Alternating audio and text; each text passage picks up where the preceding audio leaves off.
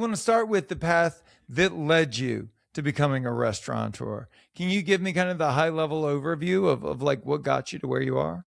Yeah, I would love to. I mean, the story is not a super beautiful and an inspiring story. The truth No is that shit. yeah, the truth is that I was a degenerate teenager who wanted a Sure. job where they could stay out late, do things that they were not supposed to do, meet girls, just basically be out and about as a 16-year old and make some quick cash. And there's a lot to be said about that part of my life that maybe we won't get into, but it became something that I did because I saw it as a counterculture, and it was something that was different. I wasn't great at the traditional academic stuff that a lot of kids that I went to high school with were really hyper focused on and excelled at. I just did not resonate with that stuff. So I found hospitality and restaurants as something that I had thrived at that was unique to me. And it went from being able to party and stay out late to, oh my God, there's a lot going on here. I had some exposure to wine. I had exposure to fine dining service and the energy of the dining room. I just got addicted to it. I saw it as almost this athletic, intense kind of performance based thing. And I was in control in that environment. And I loved the pirate ship. I loved the chaos. It just became the greatest thing in the world and the thing that I love to do more than anything else. So, that's really about it. And then what inspired you to take the entrepreneurial leap? So I always wanted to open a restaurant for some reason. Like when I would go home from school, I would watch, now it's taboo, but like Molto Mario before he was a creep and Emeril Lagasse. And those, I just like was obsessed with those like demigods of the business, the people who were just like these larger than life personalities and saw what they were doing and thought it was cool and wanted to emulate it. And I learned pretty early on. My first job out of college was working for a corporate restaurant group. And dude, I could not stand the culture. I just realized that I have a huge chip on my shoulder and I can't do the politics. I can't do like just the bullshit that goes into sometimes hierarchical, like corporate bureaucracy. And it became clear pretty early on that I need just some runway to be my own boss. And then I think the last part of it was that I saw some of the managers and I saw some of my peers that were ahead of me, people that were 10 years my senior, and maybe they had a pretty good salary and they were making good money, but they had the kids, they had the house, maybe they had a boat, maybe they had a nice car. And all of a sudden what you thought is a lot of money isn't that much money. And then all this, you're 40 years old, 50 years old, grinding in restaurant operations, and you don't really have a way to start over. You're kind of handcuffed to that. And I saw that and figured if I was going to have a job, I could do something later in life that looked a little bit different. And if I'm going to take huge risks and figure out how to be a restaurateur, what's stopping me from doing it right now? So I didn't want to fall into that trap. And I wanted to find something that suited my personality. And it just seemed like it was destiny for me to try to, open a restaurant and give it a shot. There's this scene in like, all of these famous action films where, the hero has the opportunity to, strike out on their own and be like this independent rogue or to Yeah. become the thing that they hated most.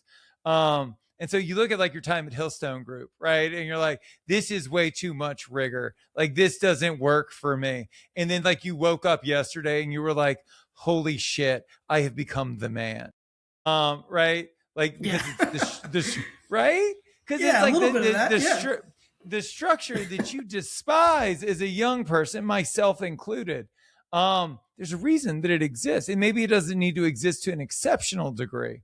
But like one of the things I think is interesting is, and maybe you didn't enjoy the culture or the lifestyle around it, or maybe it was just the destination for that thing. But you had certainly been exposed to like a winning playbook. And I would argue that what most independents struggle with is trial and error, Yeah. because there is no context. I would argue, and I have no data to back this up, but that most independent restaurateurs, they take my path, which is they worked for independent restaurateurs and then opened their own. So they went Yeah. from working around people that don't know shit and are trying to figure it out to not knowing shit and trying to figure it out on their own. And I feel like whether you enjoyed your time at Hillstone or not, Like it had to be a strategic advantage to at least see what good looked like. Yeah.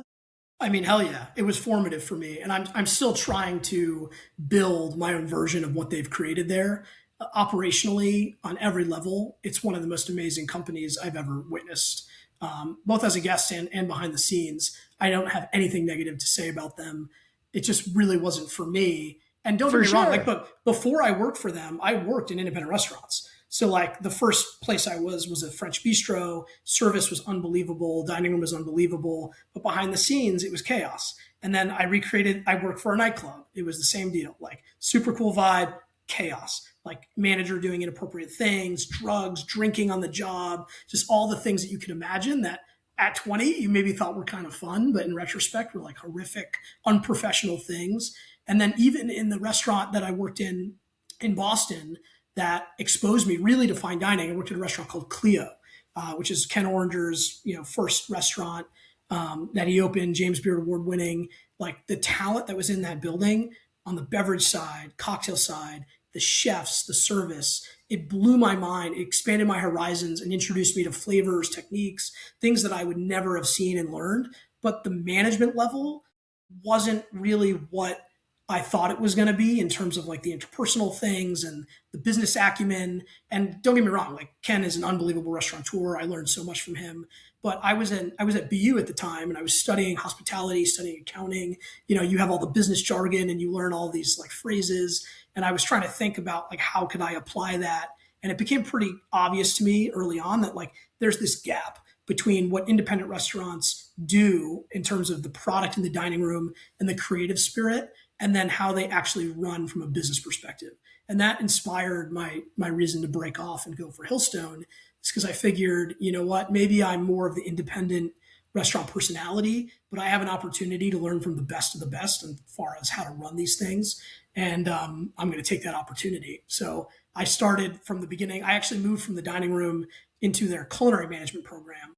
And I had no idea what I was doing. Like I sucked. I couldn't do any of the skills that they wanted me to do. It took a lot of trial and error to figure out how to like be a chef without actually knowing how to cook. And Sure. I figured it out. And the 2 years that I spent there, it was an unbelievable training experience. I moved 7 times in 14 months. I got to see a bunch of different operations in different states. I learned some hard lessons. I learned how to kind of operate a kitchen at a high level. So there was a lot of good to take away, and it was kind of my like hero arc in a sense where I got to kind of like reimagine myself and then come out the other end. But you're right that a lot of the independent restaurant people get caught up in this world, and you think that world is the pinnacle because you have Michelin, James Beard, and yes, you're being recognized, and yes, it's very creative and it's competitive from that creative perspective. But there's a lot more to running a restaurant. There's a lot more to opening a restaurant than just understanding how to run the dining room, run the kitchen or the bar. And that's the stuff that unfortunately I see it in my friends that gets overlooked, in my peers where they spend so much time honing one skill set, thinking that sets them up to own restaurants or open restaurants, let alone one or multiple units. And it's just not the same thing. Like it's really a totally different game at that point. It's I fancy myself well researched, and to take like the 50,000 foot view, of kind of your career, but more your life. What I see is I see this consistent commitment to education, to enriching yourself, right? BU, not particularly cheap. And then in addition to that, like Hillstone, like the strategy was really built around trying to educate yourself, inform yourself. Your work with wine, your work on the beverage side. It seems like you're trying to internalize as much information as you can. Do you think that gives you a strategic advantage, and in what ways? Yeah, I mean, I appreciate that. It's like it's weird hearing that type of feedback because I honestly think that I'm an idiot. Like I'm not particularly smart or talented than Maybe you. that's the And advantage, Seth, yeah, it's like, right? yeah, possibly. I don't know. I think there's something to be said that like no matter how good you are, you're never going to be as good as the person that's past you, right? Like Sure. I've had a decent career. I'm proud of what I've done. I'm not the grand poobah restaurant operations. I'm not the best that there's ever been. I will never be. And I think that it's so easy to kind of get wrapped up in your accomplishments, and you have to stay humble. For me, I haven't, it's the chip on my shoulder a little bit, like, and a little bit maybe even OCD kind of personality. Like when I want to learn something, I find myself like immersed in it and learning everything I can about it, and wine studies was my first thing. I worked my ass off to get my SOM certificate. And then, I worked really hard to learn, some stuff through Hillstone and how to run a kitchen. I worked really hard on how to run a dining room. I have gone back to get my MBA. I'm not saying this to like tout accomplishments, but looking at it, I will say that I am like obsessive about learning as much as humanly possible, because it's really hard otherwise to feel like when you step in a room, or if you're going to take on, if you're going to take on risk, if I'm going to take $1 million from investors and go and open a restaurant, like if I'm on the other side of that table, I would want to hope that the person who's taking my money is well researched and is ready to kind of, navigate whatever might come at them. And for me, it's like the only way to really differentiate myself. I wasn't born into enormous wealth. I did have great support from my parents, but like at the end of the day, like I'm figuring this out and building this company, and I need to just outlearn everybody else. Like that's the only thing that I can do to really be competitive. And it's fun. Like when you get to dive into something and you really master it or learn it to a certain level, it changes the way that you see the world. It changes the way that you see your business. And I tend to just move from one topic to the next, obsessing until I feel like I've gotten to a certain point where I'm confident in it. And it stinks to see people that really have a lot of talent that are probably much smarter than me, much more talented, much more charismatic than me, much better than me in like every way, but they just sell themselves short because they don't take it to that next level. And it just it's the one thing that I can control, and why not control it? I was in my career, I was rooted in nightlife. That was all of my success. The first thing I opened was a bar, and it absolutely crushed. And then I decided to get into fine dining, because how hard could that possibly be? And it was a nightmare. I spent a ton of money to open it, lost a ton of money the first year, and then decided to take this thing over. And the way that I figured out how to run a fine dining restaurant was to eat at a bunch of fine dining restaurants, right? And then you just pick the things that you like. And so it was almost shopping for like the qualitative things that I wanted to add into my restaurant.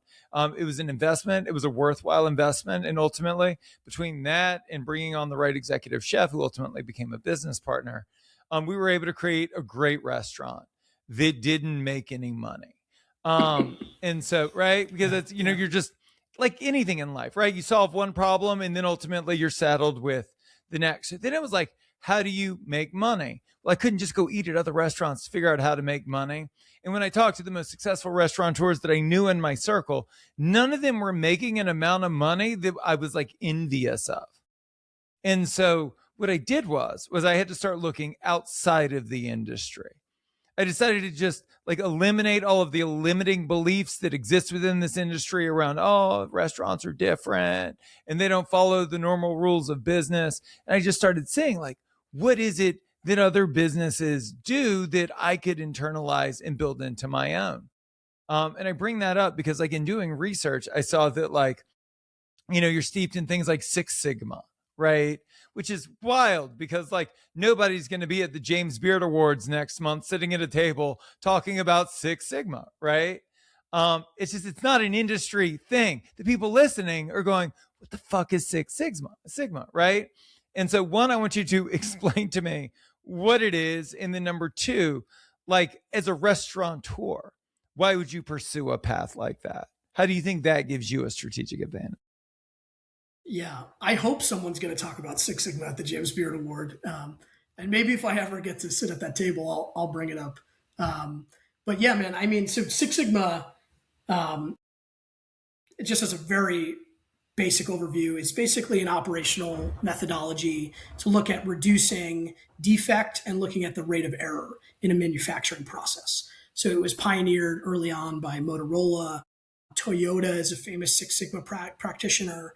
It's really a way of studying your operation to figure out where errors are occurring and to work actively to mitigate those errors or improve systems so that you see fewer defects and you see fewer failures of the operational system.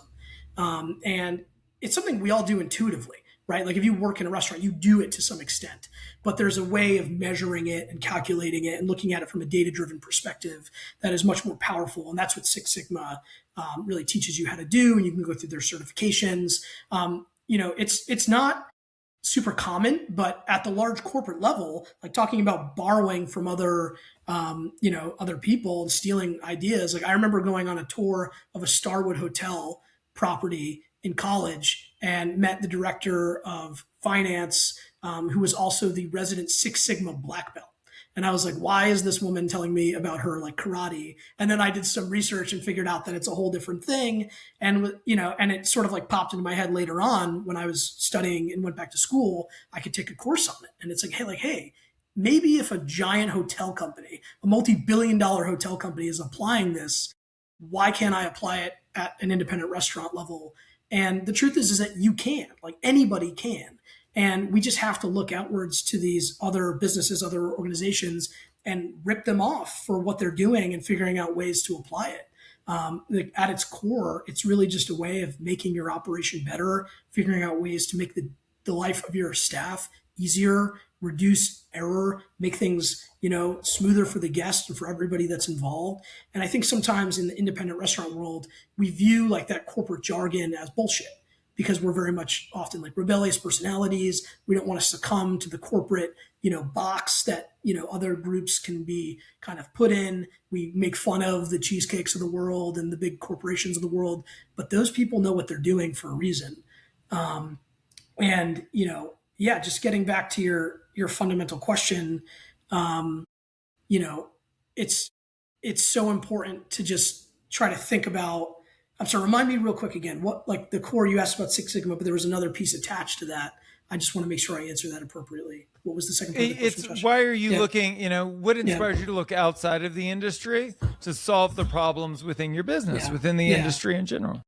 Yeah. I mean, the not so nice answer to that is that restaurants clearly, right, are not great businesses. And I don't know if the reason is because there's inherent structural issues with the business model. I do think there are some things, and I would love to talk about those things, that make it extra challenging, and it's becoming increasingly more challenging to profitably run restaurants. But a lot of it is just that most restaurant people suck as operators. We're not business people. We don't understand the relationship between the initial restaurant investment and the lease structure and the return on investment. We don't understand how to do those calculations. And I don't mean that in a patronizing way. It's just that we don't learn it. And, you could be an amazing chef, but who the hell, associates being an amazing chef with being the same skill set as opening and doing a multi-million-dollar construction project and signing a lease that's, $50 or $100 a square foot. Like you might learn those things over time, but they're not the same thing.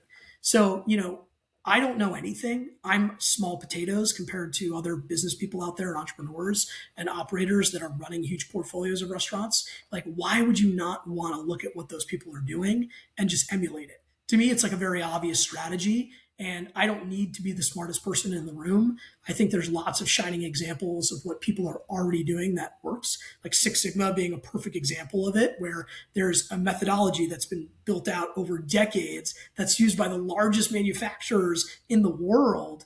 And it's open and available for you to learn right now on YouTube if you wanted to. Like, why would you not take advantage of that? And yes, restaurants are special. Yes, restaurants are creative entities. Yes, restaurants are a social good. I believe in all of those things. But if you are going to open a restaurant in this day and age, you are operating a business. And that business in its core is basically a factory. You produce stuff and people come in and they buy that stuff. And you have to understand how to analyze and structure that operational system in order to optimize for profit. And, we sometimes look at that the wrong way. So for me, it's just about not having an ego and just doing what's really obvious. I'm going to take a crack at answering your question, and I want to get your perspective on it. So I think the reason, and this comes from where I started in the earliest stages of my career, I think that the reason that people don't make that investment is guilt and shame. I think that generally we feel like when we step into the role that we should have all the answers or that we were capable of figuring out all of the answers. You don't hear a lot about coaching or successful consulting or educational programs and platforms that everybody, this is the new trending thing that people are learning about. That's just not something in the industry. And I think it's because I think that for most of us, if our walk in cooler broke, we would fix it, right? If our walk in cooler was underperforming, we would invest in making sure that we optimize the performance of that thing. But when we look at ourselves, we see ourselves as like external to the business, right? Or we're unable to delineate our role within the business, not understanding that like the reason that we're not more successful is because we don't know enough. And we're not willing to spend that. We're willing to spend the $2,000 on the walk-in cooler, but we're not willing to spend the $2,000 on that Six Sigma certified training, right? Yeah, yeah, I agree. I think there's a lot of ways of sort of looking at it at that, you know, and people make that mistake at every level of the business, right? The first is like, say you're a chef or you're a bartender and you want to open your first restaurant and you're extremely talented and you know how to do the dining room thing, but you have no idea how to secure a lease, get it funded, raise money from investors, manage the construction process. You can either find a partner and give up some of your equity to be guided through that process, or you can be the big boss and grunt it out and figure out how to get through it on your own. And some people get through that and they do it successfully. A lot of people don't realize that they get stuck at that stage. Maybe they never even get a lease signed, or they open a restaurant and they fail because they were obsessed with being the 100% partner rather than creating something bigger than themselves and maybe giving up half of it or a third of it. Right. So that's like a very early stage common thing. It's my partner said this to me, and I say this to other up and coming people that want to start businesses. It's like, would you rather own all of $1? Or would you rather own half of five? Right. Sometimes partnership is like a really good thing. And then you see that same mentality come up, just like you're describing, on an ongoing basis, where just because you are, the leader or the owner, right, it doesn't mean that you have just information and expertise on every single thing. And a lot of people are just really bad at managing their own time and are really bad at delegating, where they get stuck because they are really good at a task. They hold on to that task instead of giving it up to somebody and letting them make mistakes and do it at 70 or 80% of the level that maybe you can do it. And instead, you end up owning everything in the business and you can't see the long term vision. You can't break away. You're stuck this close to the problem instead of being able to work on bigger and better things. And between those two like parts of it, either at the initial stage and then on the ongoing, operational side, that's where I see a lot of people, even a lot of managers, just get stuck. Is like because they're a perfectionist, and some of it is the way we're trained, right? That like Michelin training, that everything has to be perfect, nothing goes out unless it's perfect. Like that's not really that scalable. And I try to tell my managers that are having trouble with this. It's like, no offense, when I first let you do it, you were pretty bad at it. And then you repeated it and repeated it, and now you're really good at it. And what you're looking at isn't that the new generation sucks and you can't give it to them. It's that you are a control freak and you're not letting them make the same mistakes that were afforded to you once upon a time. Like when I first started managing, it was a dumpster fire. Like I sucked at running the restaurant, but I did it so many times that eventually I got good at it. And we see that for ourselves, but people have a lot of trouble letting go and doing that intentionally for those that are around them. And I just see that as some expression of what you described in terms of like the ego and the difficulty of letting go. But it really is a huge hindrance on people from being able to make money and scale their businesses. So you're right. I think that I'll give you extreme examples. So I was talking with Will Guidara when he released his book, and like he's a restaurateur, like you're a restaurateur, like I'm a restaurateur. And I was like, when people ask, oh, it's so cool that you're a restaurateur. No one ever asks, like, what do you do every day? And so I said, like the most vivid memory I have of the like kind of encapsulates the whole thing is every quarter we'd have like a really expensive photographer come and shoot the restaurant. and he would shoot the chef first, right? And it's like fire and things in pans and it's flipping. And then like he would walk upstairs to shoot me and he was like, all right, like do your thing. And I'm like, okay, this is me at a laptop, right? This is me pointing to a thing. That's me telling them to go fold them napkins. Right. It's just, and Will laughed, right? Because it's the same thing. Like it's a more abstract, less concrete, less tactile role. There's also not a great school for it that's accessible to everyone. And so what I struggled with was when I became a restaurateur, I didn't know what it meant. I didn't know what the job entailed. And the reason that I was able to become a restaurateur was because I was a great manager. So rather than taking that leap forward into becoming a restaurateur, I spent the first several years as like a manager with equity in my own business because I was good at that, because I knew that. But I didn't know how to define it. I didn't even know what a restaurateur did. And so I would ask you, as someone that has figured it out, what does a restaurateur do? Man, I mean, this is a guess because I'm still figuring it out. I don't know if you ever get to the end where you know the answer to this question. I wish I knew.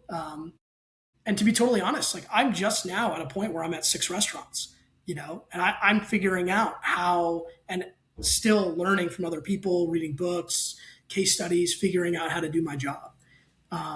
What I believe at this stage, and I'm sure this will change over time, but what I think seeing some of my peers and the people I look up to in this business, and maybe not even in restaurants, just in general, it really comes down to, the idea that you can't manage people, you can manage the structure that they're in.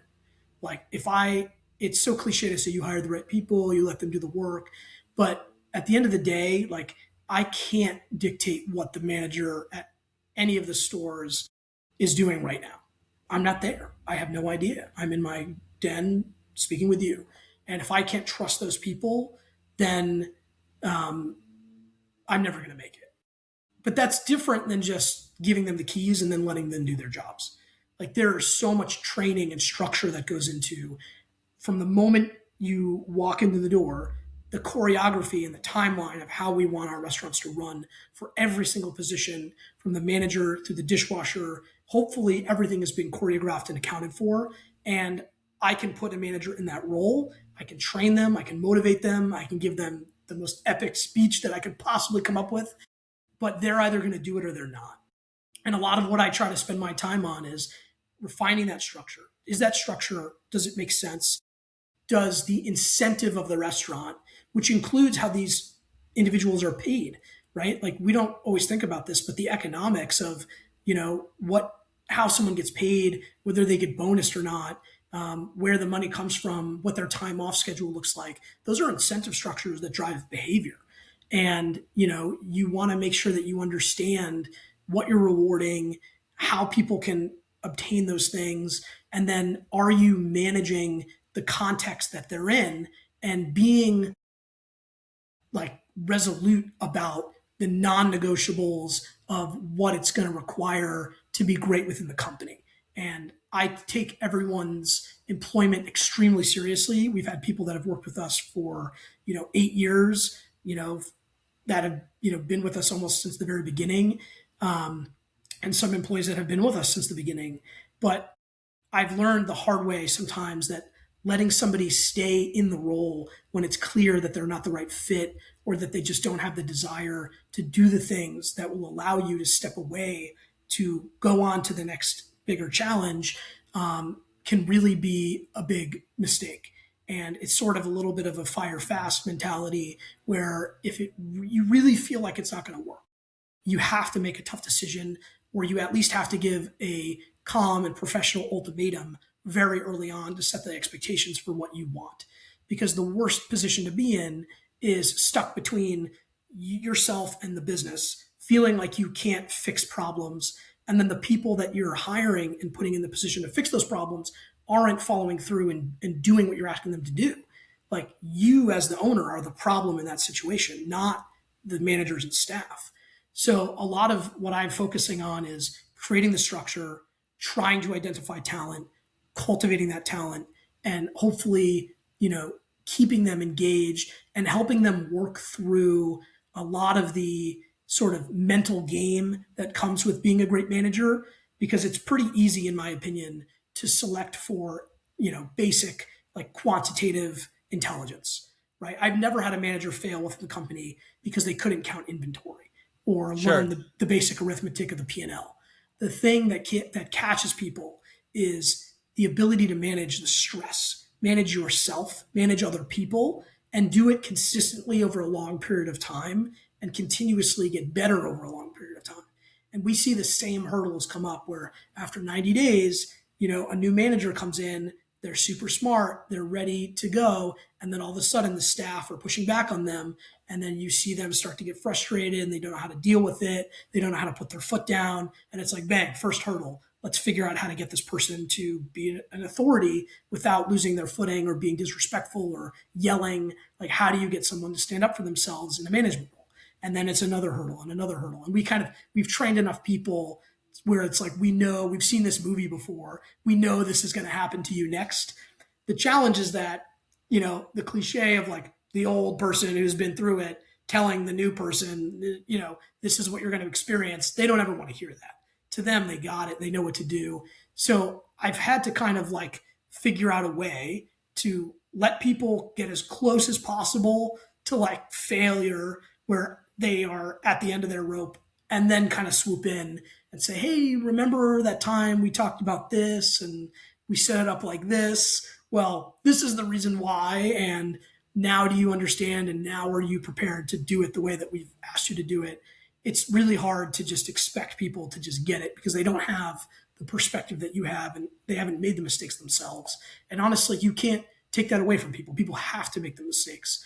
So I'm sort of giving a very long answer, but this is something that I think about like all day, every day.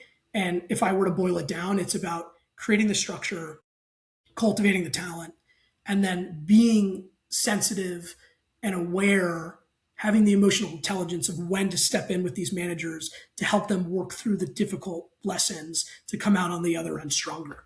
And other than that, I don't think there's much that I could do. Like, there's ancillary parts of my job where it's like raising money or dealing with landlords or dealing with whatever. But if we're going to continue to grow and operate successfully, those are kind of like the fundamental building blocks, because I can't run all the restaurants, even if I wanted to. I have 2 kids, I have a wife, like I want to be there for those things. And, we need to figure out ways to structure it and let the talent do their jobs. Yeah, I hope that makes sense, but that's kind of, It that's does. where I've, It that's where I've absolutely landed. does. Yeah. Well, Yeah. it's people, right? It's like, Yeah. you brought up a couple of things that I think are worth highlighting. Like which number one is like natural predisposition over technical ability, right? That we can teach skills, but soft skills are hard, right? Natural predisposition. Are you open minded by nature? Are you combative by nature? And so, like determining that fast and early is huge. Also, it's the development of talent. I think that there's something in the bones of a restaurateur that inspires growth, but you can only grow as your bench is strong. And so, Yeah. like, cultivating, I think, is huge as you cultivate your own skills, because you're still learning as you go. What Yeah. is your approach to growth? Because you do seem like a really intentional guy. And I think so much of our industry, and I am as at fault as the next guy, is about growth for growth's sake. Right. When I opened my second place, when we jumped into fast casual, I can't tell you that I said, well, I'm going to do this thing. It's going to make this much money. And as a result, these are the benefits to my life. And this is how much money I'm going to make. By the time we had jumped into our third tier of dining, I had experienced enough pain that I was making better choices in my life. But you seem like somebody that's very focused on intentional growth, especially as far down the road as we are now. So, how do you determine what is the difference between an opportunity and a distraction, especially as like a successful brand that's getting a lot of opportunities? And what's your approach to growth? Is there a goal? Is there an end game in mind? I don't know if there's a specific end game. I mean, I care about this business, and I started in this industry, focused very like altruistically on a change the world. I want to make this industry better because I think that there's so much value in the restaurant industry that we're not tapping into, and we need to be better internally and have better self-esteem, more optimism. And that's really what I care about most. At the same time, like I would like to make some money. I'm not afraid to say that. I've taken a lot of risk in my life. And honestly, I've gotten paid to date probably less than I would if I had just stuck within sort of a corporate restaurant track. I think I have the potential to change that drastically moving forward. But it's an exponential curve. It's not a linear progression as a business owner. And a lot of what I've done is push off potential monies in order to reinvest and open new restaurants and continue to double down on the next thing. And hopefully that all snowballs and, will be lucrative and will yield, some sort of liquidity event in the future. I have no idea. We want to grow as far as we can. I also know that we can't just grow. The bottleneck isn't really raising money or signing leases, right? That's really easy stuff to come by. Once you have a few successful restaurants, people want to invest in you and landlords want you to sign a lease.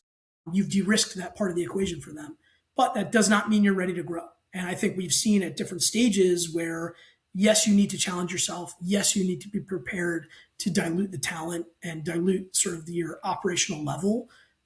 But if you can't figure out how to run it at a different sort of angle from a different perspective, maybe you're not there day to day, and you can't practice that and give yourself some plateaus in that exponential curve, then you're going to end up just imploding at some point down the line.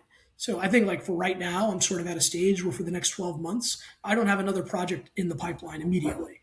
That could change at any point, but I know that we need to really dial in, and I need to figure out how to run these restaurants with my partners and as a management team, as a company, at the level where it's very clear that we could open a few more units and we could absorb that and feel great about the challenge. I don't know if I announced to the company tomorrow that we have 3 more restaurants opening in 6 months, if there would be a overwhelming sense of excitement or there would be a fear of what that's going to look like. And it's probably always a healthy balance of both, but you should be able to tell, like you should be able to say, this person's the next GM, that's the next executive chef, we're ready to go, I'm going to get them there. And we have an amazingly talented team at Mita, but we've also tasked them with a lot of growth, and going from 1 to 2, 2 to 4 to 6, like that is intense. And the next phase for us, adding 1 restaurant to 6, isn't that much to absorb. Could we add 4? What would that look like?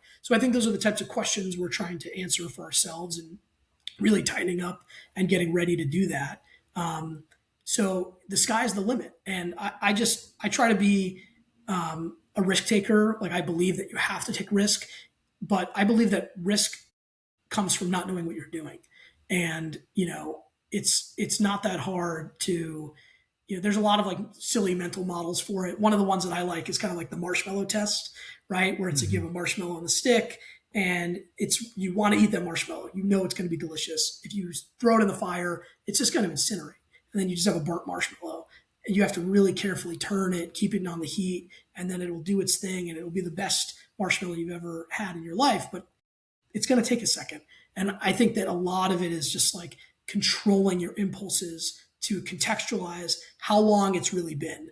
And this is where like looking at what other people have done, you take like Danny Meyer, right? The famous Danny Meyer, who is unbelievable. He was like 9 years at Union Square Cafe, 8 or 9 years, something like that, before he opened his second store. And then he was another several years before he opened his, like the dude was 15 years in with 2 restaurants, and then he grew exponentially. And so many people read that book and they're like, this is what I have to do. Here's my philosophy. I'm ready to open 1 million restaurants. And it's like, no. You missed the part of the book where it was a decade of practice before he even got confident enough to open a second one. And guess what? It went horribly at first. Like nobody focuses on that part. And I think that's the part that I am extremely focused on, is pushing myself as far as I can go. I have a pretty high tolerance for stress and risk. And to be honest, like in the pandemic, dude, like I remember the restaurant closed and my wife was 4 months pregnant. I had no income, no job. We had just bought our house, and I like short circuited. And at that point in my life, I literally just said, fuck it. Like, it's the end of the world. I've been telling myself since I was 18 that I want to be a restaurateur. I was 20, something at the time. I was 29, 30 at the time. This is like 5, 6 years ago. And it's like, fuck it. Like, what am I afraid of? So at some point you just have to go for it, but you also have to be able to kind of like turn that on and off, where if it's always just go for it, you can put yourself in a pretty dangerous position, be over leveraged, be overexposed. And you have to be careful about just pushing as far as you can while also being humble and knowing when it's time to slow down and let yourself catch up a little bit. So I think I'm in a little bit of that phase right now. But then again, like I just, I can't help myself but throw irons in the fire. Like it's just in my nature. Because at the end of the day, like, what's the worst that can happen? Like the world shuts down and all my restaurants close. Like that already happened. So I don't do what you will to me, world. Like I don't fucking care. I want to just keep going and growing. And I take it super seriously as a fiduciary as well, to like respond and return capital to the investors and, be a good business practitioner. But, like you can do that, but also have intensity about taking risk. You just have to know how to mitigate the risk along the way. Has becoming a parent impacted the way you see risk? For me, my daughter was a game changer in the way that I became way more vicious with my existing businesses. Right? Because it's like if you screw me, that's fine. But like, then it felt like they were taking food out of my daughter's mouth. And it just, my tolerance, my threshold for bullshit dropped to like an all-time low, because there's no space for that. Now I'm responsible for another human being. But then it also changed my relationship with risk. I had heard this line right around the time that she was born, and it served me really well. And I had just never thought in these terms, because I was always like an all-in dude, like so many of us are. It was never do anything that could ruin you, right? Yeah. Never take a risk so big that it could ruin you. And I had taken some of those swings in my youth, and some of them had panned out incredibly well, and some incredibly poorly. But I heard that line, and then I looked at my daughter, and it changed my relationship with risk. And being a parent twice over now, has that impacted your relationship with risk as you look forward? Yeah, for sure. I mean, in some ways, it's made me more hungry to push myself further and be a better role model, and figure out a way to kind of just to provide. I don't have anything else to fall back on at this stage, so I need to continue to drive. And um, I do agree. Like you don't want to end up with nothing at the end of the day. Like when I talk about risk, I think like people like they see movies and they have this like montage idea of like I put it all on black and walked away, and it's like no one that is successful, the best investors or business operators in the world, nobody does that shit. Like they all have a plan. It's all about understanding that like you have a limit, you have a downside limit where in the worst case scenario that you can still have another at bat. And I agree with what you're saying. Like it's asymmetric risk is really what we should be talking about. Is the potential Absolutely. upside is way more than the potential downside. And yes, like being clear headed about taking asymmetric risk, I think is definitely in the forefront of my mind for my two kids and my wife, and my family. But I don't know. I still think I'm ready to get after it and go for it. And I hear what you're saying as well about just like managing the business and being ruthless. And some of it is about the money. Some of it also is just about the time.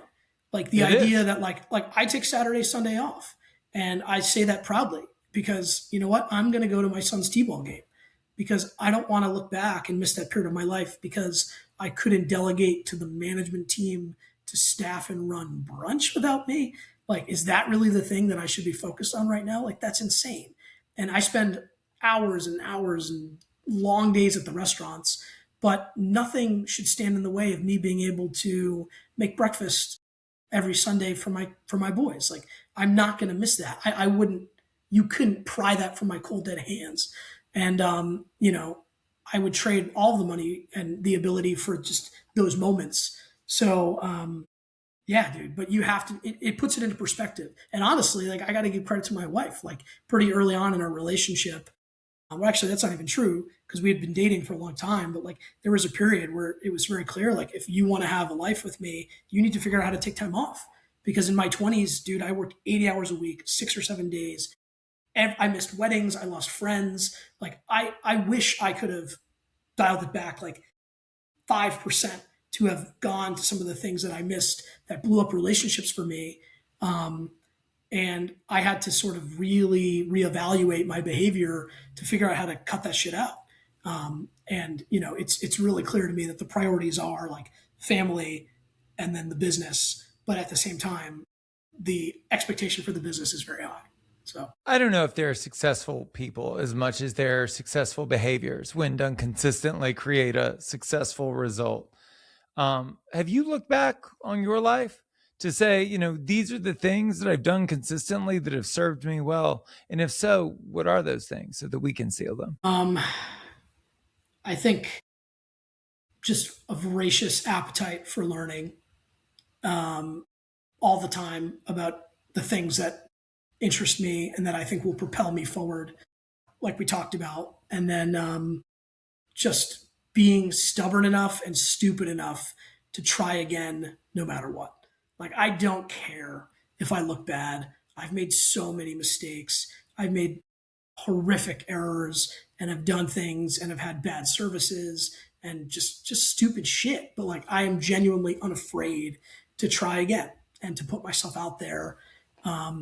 I joke about, like, my favorite meme is like the bell curve mid-twit meme, where you have like the distributions and that the genius and the caveman idiot always come to the same outcome. And then in the middle, you have all the overthinkers.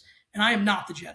Like, I am not a genius at all. I don't think that I'm smart at all. But I could be the caveman if I just let go of the fear and just try, And that's where so many people get caught, is just overthinking everything and believing that they just need to do one more thing and then the next thing, and that the timing isn't right. And it's just like, dude, over the long term, you just have to go for it. And the timing will always suck. There's never a good time to have a kid, never a good time to start a business. There's never a good time to do any of those things in life. And I'm just not afraid to just try to live, man. You just got to go for it. That's it. Those are the